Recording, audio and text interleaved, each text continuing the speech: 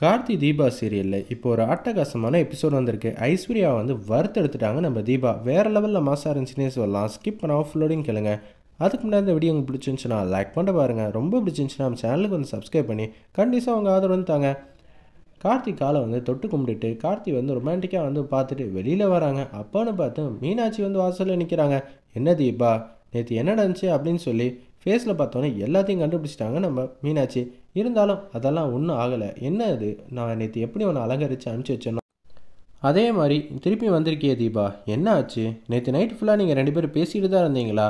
ஆமாம், பேசிட்டு தான் இருந்தோம். இது யார் பார்த்த வேலை, உன் வேலையா கார்த்தி வேலையா? கார்த்தி தான் சொன்னாப்ல அப்படின்னு சொல்லிடுறாங்க. கார்த்தியை மாட்டி விட்டுறாங்க. அந்த இடத்துல தீபா, கார்த்தியை இப்படி பண்ணுறாப்புல ஒன்றும் புரியல, இப்போ தான் வந்து பேசவே ஆரம்பிச்சிருக்கோம், அப்படிக்குள்ளே எப்படி எங்கள் 2 பேருக்குள்ளே எல்லாமே எதிர்பார்க்குறீங்க? இன்னும் 1 வருஷம் ஆகும். எனது 1 வருஷம் ஆகுமா? ஏற்கனவே வந்து 2 வாட்டி உங்களோட ஃபர்ஸ்ட் நைட் வந்து அப்படியே வந்து நிராகரிச்சிருக்காங்க. அப்படியே தள்ளி போயிருக்கு, நடக்காமல் போயிருக்கு. அப்புறம் இதுவே உன்னோட ஜாதகம் சரியில்லைன்னு சொல்லி கண்டவங்க எல்லாரும் பேச ஆரம்பிச்சிருவாங்க.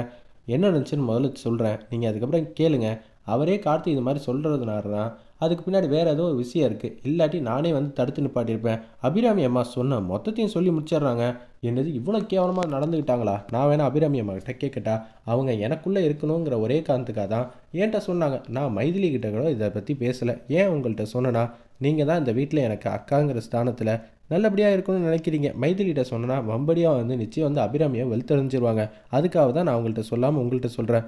ரகசியம் உங்கள்கிட்ட மட்டும் இருக்கட்டும். இந்த விஷயம் கார்த்திக்கு தெரிஞ்சனால தான் அவர் அமைதியாக இருக்காரா தெரியல. ஆனால் அவர் மனசில் ஏதோ ஒரு சங்கடம் இருக்குன்னு மட்டும் தெரியுது. என்னப்பா நீ நல்லபடியாக வாழணும்னு பார்த்தா எப்படி ஆயிடுச்சுங்கிற மாதிரி இருக்கப்ப மீனாட்சி வந்து அவங்க தோட்டத்தையே வந்து குங்குமத்தை அழைக்கிறது, பூவை பிச்சு விடுறது, அப்படியே முடியை வந்து கோத்தி விடுறது எல்லாத்தையும் வந்து பண்ணி முடிச்சுட்டு அப்படியே கீழே போ. ஏன்க்கா அப்படி பண்ணுறீங்க? நான் கேட்ட மாதிரி எல்லாருக்கும் சந்தேகம் வரக்கூடாதுல்ல, அதனால தான் அப்படின்னு சொல்லும்போது கேஷுவலாக வந்து கீழே வந்து நிற்கிறாங்க. அப்போன்னு பார்த்து கார்த்தியோட நேற்று சந்தோஷமாக வாழ்ந்துட்டாளா? இனிமேட்டு இவளை ஆட்டத்தை வந்து அடக்கி வைக்கணும், இல்லாட்டி பெரிய பிரச்சனையாயிடுன்னு சொல்லிட்டு அதிரடியாக வந்து யோசிச்சுட்டு ஐஸ்வர்யா மட்டும் முன்னாடி வந்து நிற்கிறாங்க. என்ன திமுரு நக்கல் பார்வை ரொம்ப அதிகமாக இருக்குது. நான் ஏதாவது உங்கள்கிட்ட வந்து பேசினேனா? இல்லையே, அப்புறம் எதுக்கு ஓவரா திமுறா தெனாவட்டா வந்து பேசிக்கிட்டு இருக்க?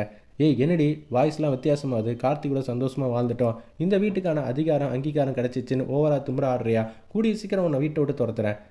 நான் இறங்கி நின்று அடித்தேன்னு வச்சுக்கோங்களேன், நீங்கள்லாம் தாங்க மாட்டீங்க அப்படின்னு சொல்லி தீபா வந்து மாஸ் பண்ணுறாங்க. முதல்ல நீ எல்லாம் இந்த வீட்டுக்கு 10 பைசா கூட பிரச்சனை இல்லாத ஆள். தேவையில்லாமல் என்ன சீன்ற வேலை வச்சுக்காதீங்க. முன்னாடி இருக்கிற தீபா இப்போ கிடையாது. என்னடி கார்த்தியோட சந்தோஷமாக வாழ்கிறோங்கிறனால அங்கீகாரம் கிடச்சிச்சின்னு திமிரா வந்து பேசுறியா அப்படின்னு சொல்லி ஐஸ்வர்யா கேட்குறாங்க. இந்த தாலிக்கு முன்னாடி அர்த்தம் இருக்கா இல்லையானே தெரியாமல் இருந்துச்சு. கார்த்தி என்னை விரும்பி வந்து மனைவியை ஏற்றுக்கிட்டாங்க. இன்னொரு வாட்டி என்கிட்ட வாலாட்டுன்னு வச்சுக்கேன், வாழை ஒட்டை நறுக்கிடுவேன். என்னை பற்றி உனக்கு தெரியாது, பார்த்துக்க. ஊருக்குள்ளே நீ மாறு வேஷம் போட்டு வந்தது, ஆம்பளை கிட்ட போட்டு வந்தது, பானையில் தண்ணியெல்லாம் ஊற்றி வச்சு கார்த்தியே வந்து சதி பண்ணி அமுச்சு வைக்கலாம் பார்த்தது, இது என்ன தெரியாத நினச்சியா? நீயும் குணாவும் போட்ட திட்டம் எல்லாத்தையும் வந்து கேட்டேன். அதுக்கப்புறம் தான் கார்த்தி சார் வந்து அது எல்லாத்தையும் மாற்றி வச்சாங்க. இதுக்கு மேலே நீ வாழாட்டணுன்னு வச்சுக்கேன். இப்போ கடைசியாக என்னை தூக்குனல்ல நீயும் குணாவை சேர்ந்து, இதுக்கு பின்னாடி நீ தான் ஆட்டம் போட்டுட்ருக்கன்னு தெளிவாக எனக்கு தெரியுது. ஏதாவது என்கிட்ட வம்பு வழக்கு வச்சுக்கணும்னு நினச்சேன்னு வச்சுக்கேன், இதை நான் கார்த்திக் சார்கிட்ட சொன்னேன்னா அடுத்த செகண்டு நீ இந்த வீட்டில் இருக்க மாட்டேன். அருண்க்கு இது தெரிஞ்சிச்சுன்னா அவனை அடிச்சே வீட்டை விட்டு துரத்திடுவாங்க. தேவையில்லாமல் என்கிட்ட வாலாட்டத்தை விட்டுட்டு உன் குடும்பத்தை பாரு அப்படின்னு சொல்லிட்டு சாமி ரூமில் பூஜை பண்ணுறாங்க. ரொம்ப சந்தோஷமாக இருக்காங்க தீபா. கிச்சனுக்கு போயிட்டு என்ன ஸ்பெஷலுங்கிற மாதிரி கேட்குறாங்க. ஸ்பெஷலான சாப்பாடை விட உனக்கு பிடிச்சதை மட்டும் நீ செஞ்சால் போதும். அபிராமி அம்மாவுக்கு என்ன பிடிக்குது ஏது பிடிக்குன்னு தெரிஞ்சுக்கிட்டு அதுக்கேற்ற மாதிரி நீ சமைக்க வேணாம்.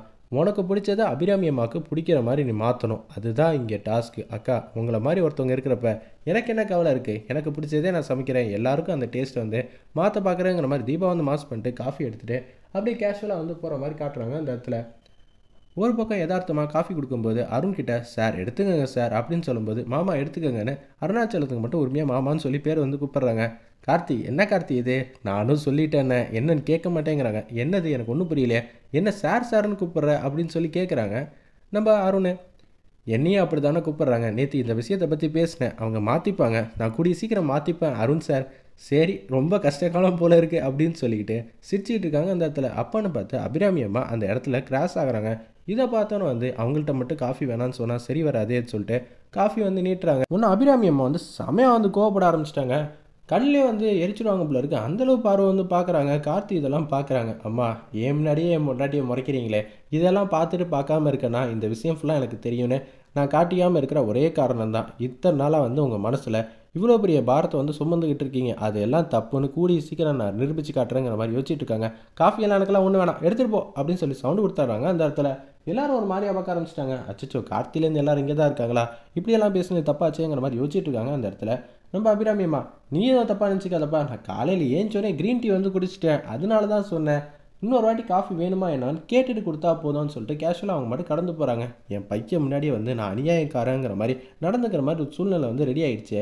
தீபாவை கூட்டிகிட்டு தனியாக வந்து இருக்கிறப்ப என்ன நினச்சிக்கிட்டு இருக்க, என்கிட்ட காஃபி வந்து நான் எதுவும் கேட்டேனா, நீ எதுக்கு மாட்டு நீட்டுற காஃபியை என்ன என் பையன் முன்னாடி என்னை மாட்டி விடணுன்னு பார்க்குறியா, நீ வந்து கைக்காரி தான், நான் தான் உன்னை வெறுத்து உதக்கிறேங்கிறத விஷயத்த வந்து இன்னொரு என் பையன் காதில் வந்து ஊதிருப்பியே, அப்படியெல்லாம் ஒன்றும் இல்லைங்க, நான் அப்படிலாம் சொல்லணும்னா எப்பயோ உங்களை பற்றி இருக்கிற விஷயத்தெல்லாம் சொல்லிடுவேன், அப்போனா நான் தப்பானவங்கிற விஷயத்த நீ மாட்டி விட்டுருவியா, நான் என்னங்க எது சொன்னாலும் வந்து வம்படியாக வந்து வம்புழுக்கிற மாதிரி பேசினேன், இப்படி நீங்கள் அந்த இடத்த கிராஸ் ஆனீங்க, எல்லாருக்கும் கொடுத்ததுக்கப்புறம் உங்களுக்கு மட்டும் கொடுக்கலன்னா நான் என்னமோ அநியாயக்கார மாதிரி தெரியும், அதனால தான் நான் உங்களுக்கு கொடுத்தேன், அப்போனா என் மேலே மட்டும் பழி வந்தால் பரவாயில்லையா, நீங்கள் இப்படி குண்டக்க மண்டக்கா யோசிச்சிங்கன்னா ஒன்றும் பண்ண முடியாது, எல்லாரும் இருக்கிறப்ப நம்ம எல்லாரும் நார்மலாக இருக்கிற மாதிரி இருப்போம், தனியாக வந்தால் நான் உங்களை கேட்க மாட்டேன், நீங்கள் என்ன கேட்காதீங்க, நீ சொல்கிறதும் கரெக்டு தான் தீபா, நான் தான் தப்பு பண்ணிட்டேன், எல்லாரும் இருக்கிறப்ப நான் உன் பக்கத்தில் வரக்கூடாது, அடுத்த வாட்டி உஷாராக இருக்கிறேன், இன்னொரு வாட்டி இந்த காஃபியை நீட்டுறது தேவையில்லாத வேலையெல்லாம் வச்சுக்கிட்டேன்னு வச்சுக்கேன், மனுஷாக கூட நடந்துக்க மாட்டேன், இதுதான் உனக்கு கடைசி வாணிங்கிற மாதிரி சொல்லிட்டு அவங்க மட்டும் இறக்கமே இல்லாமல் அபிராமியமாக போகிறாங்க.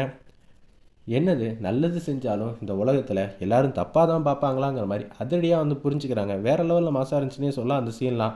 ஐஸ்வர்யா வந்து பேர் எதிர்ச்சா நின்று என்னது தீபா வர வர ஓவராக திமுறா நக்கலாக வந்து பண்ணிகிட்டு இருக்கா, இந்த வீட்டில் அடுத்த அபிராமி யாருன்னு கூடிய சீக்கிரம் ஒரு காலம் வரதான் போகுது, அப்போ யார் வந்து அந்த டாஸ்கில் வந்து ஜெயிப்பா, மீனாட்சி வந்து தீபாவுக்கு விட்டு கொடுத்துருவா, தீபா வெர்சஸ் எனக்கும் தான் வந்து போட்டி வைப்பாங்க, என்ன பண்ணுறதுன்னு தெரியலையே, தீபா வந்து புத்திசாலித்தனமாக கம்பெனி நிர்வாகம்லாம் அபிராமி அளவுக்கு கற்றுக் கொடுக்குற அளவு கார்த்தி வந்து திறமசாலி, கற்றுக் கொடுத்துட்டானா ஒன்றும் பண்ண முடியாதுங்கிற மாதிரி யோசிச்சுட்டு இருக்காங்க. கார்த்தி ஒரு பக்கம் திங்க் பண்ணுறாங்க.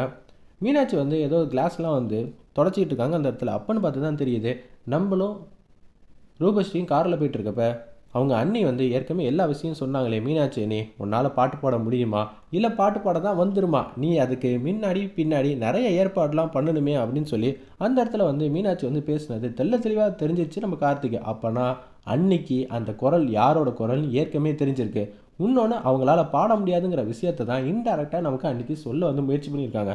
அப்போனா அந்த குரலோடது யாரோடது என்ன ஏதுன்னு அன்னிக்கிட்டே கேட்டுறோன்னு சொல்லிட்டு, அண்ணி உங்கள்கிட்ட ஒரு விஷயம் வந்து சொல்லணும், என்ன கார்த்தி எதுவாக இருந்தாலும் சொல்லுங்கள் அப்படின்னு சொல்லி கேஷுவலாக கேட்குறாங்க. அந்த இடத்துல மீனாட்சி, நம்ம 2 பேரும் காரில் போயிட்டு இருந்தப்ப ரூபஸ்ரீ கிஃப்ட் கொடுத்தோம்ல, நீங்கள் கூட ரூபஸ்ரீ வந்து பாட்டு பாட முடியாது, உனக்கு தான் ஏதோ ஒரு ஏற்பாடெலாம் பண்ணணுங்கிற மாதிரி சொன்னீங்களே, அப்போனா ரூபஸ்ரீயால் பாட முடியாத விஷயம் வந்து உங்களுக்கு ஏற்கனவே தெரிஞ்சிருக்கு தானேன்னு சொல்லி அழகாக கொக்கி போட்டாங்க. இதை வந்து மீனாட்சி வந்து பாட்டமாயிட்டாங்க. தீபா எல்லா விஷயத்தையும் சொல்லிட்டாளா, இதை பற்றி நமக்கு எதுவுமே தெரியாது, தீபா வந்து படிக்கட்டில் வந்து ஏதோ வந்து வந்துக்கிட்டு இருக்காங்க, என்னது இவங்க 2 பேர் தனியாக பேசிகிட்டு இருக்காங்க, ஒன்றும் புரியலையேங்கிற மாதிரி யோசிச்சுட்டு இருக்காங்க. தீபா இங்கே வாமா அப்படின்னு சொல்லி கேட்குறாங்க. எதுக்கு தீபாவை கூப்பிட்றீங்க, எல்லாம் ஒரு காரியம்தான் தம்பி அப்படின்னு சொல்லும்போது, தீபா முன்னாடி கேளுங்க அப்படின்னு சொல்கிறாங்க. ஏன்னா தீபாவுக்கு தான் பாட்டுனா ரொம்ப பிடிக்கும்னு சொல்லி என்னென்னமோ சமாளிக்க பார்க்குறாங்க. தீபா இந்த விஷயம் நீ சொல்லிட்டியா, நான் எதை சொல்கிறதுன்னு தெரியாமல் அந்த இடத்துல மீனாட்சி வந்து பர்ஃபார்ம் பண்ணுறாங்க. வேறு லெவலில் மாஸ்டர் இருந்துச்சுன்னே சொல்லலாம்.